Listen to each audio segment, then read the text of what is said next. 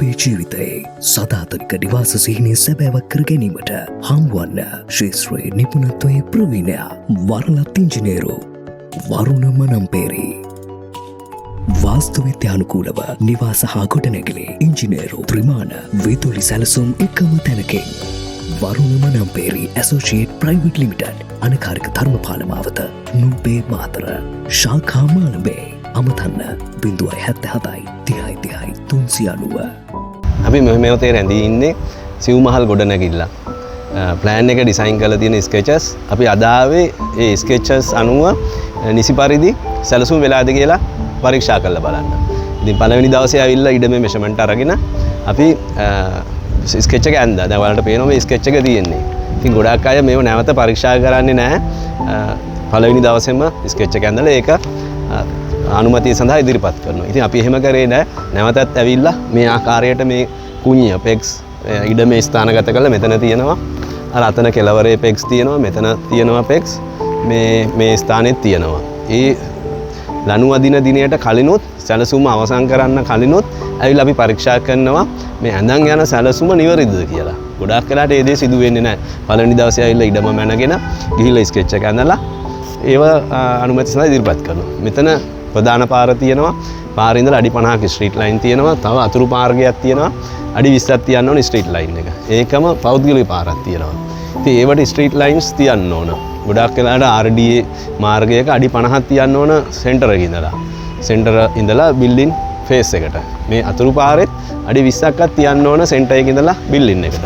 ඉතින් මේ ස්ථානයේ තමයි අපි තාමත් පරීක්ෂාකාරී වුණේ අඩි 20ක් තියේද කියලා. ඉතින් නිසි අයුරින් අඩි ප්‍රමාණවත් අයුරින් වැඩිපුරත් එක්ක තියෙන හින්දා ගැටලුවක් නැහැ. අපි මේ සැලසුම අවසන් කරලා අනුමැතිය සඳහා ඉදිරිපත් කරනවා. ඉතින් ඔයාලා මේවා ගැන ගොඩනැගිල්ලක් විශේෂයෙන් මේ සිව්මහල් ගොඩනැගිල්ලක් ඉතාමත් පරීක්ෂාකාරී වෙන්න ඕන.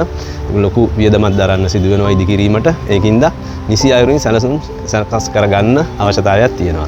ඒකම ආකිටෙක්චරල් අමතරව ස්ට්‍රක්චරල් ප්ලෑන් නිර්මාණය කිරීමෙත් අතිශයින්ම වැදගත් කාරණයක් තමයි උස ගොඩනැගිලි ඉදිකිරීමේදී. ගොඩාක් වෙලාට දැකලා තියෙන කණු තියෙනවා කොලම්ස් අඩි 10න් 10ට තමයි තියෙන්නේ.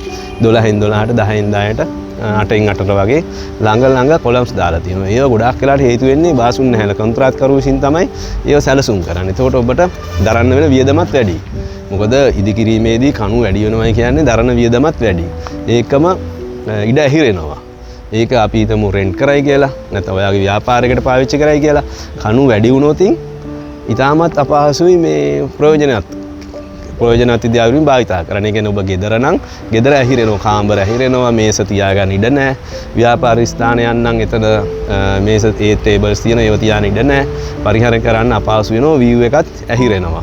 ඉතින් ඒකින්ද කණු පුළුවන් තරම් අවම කරගන්න ඕන විශේෂයෙන්ම මේ වගේ උස ගොඩනැගිල්ල. මේ මහල් අතරින් යොත් වාණිජ ගොඩනැගිල්ලක් නිර්මාණය කරන්නේ.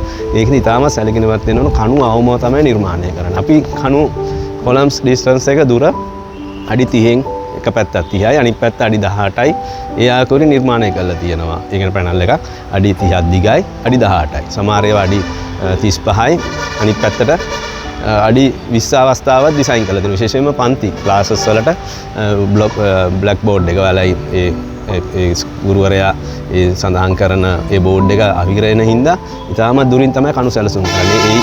ඒකට අනුරූපීව ෆවුන්ඩේෂන් එක සැලසුම් කරන්න ඕනේ. ස්ට්‍රිප් ෆවුන්ඩේෂන් වෙන්න පුළුවන්, රාෆ්ට් වෙන්න පුළුවන්, පොළොව දුර්වල නම් ෆයිල් ෆවුන්ඩේෂන් වෙන්න පුළුවන්. ඒකින්ද ඔයාලා චාර්ටර්ඩ් ස්ට්‍රක්චර් ඉංජිනේරුගේ විශේෂයෙන්ම අධීක්ෂණය තියෙන්න ඕන මේ වගේ සිව්මහල් ගොඩනැගිල්ලක සැලසුම් නිර්මාණය කිරීමේදී ඉතාමත් සැලකිලිමත් වෙන්න ඕන මේ ස්ට්‍රීට් ලයින් සම්බන්ධව. ගොඩාක් අයට සමහර විට අඩි 50ක් තියන්න නැතුව අඩි 40ක් තිබුවොත් RD එකෙන් මාර්ග සංඝ අධිකාරියෙන් ඇවිල්ලා කඩන්නේ කියලා, ඩිමොලිෂ් කරන්නේ කියලා නියම කරන අවස්ථාව තියෙනවා.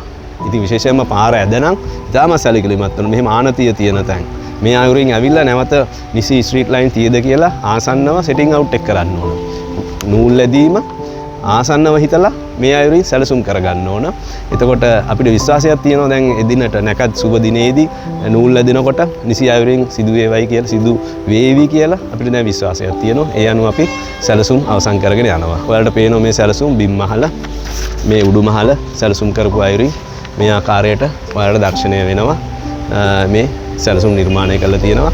ඉතින් අපි බලාපොරොත්තු වෙනවා තව දින කිහිපයක් තුළ සැලසුම් අවසන් කරලා ඒ ක්ලයන්ට්ට බාර දෙන්න.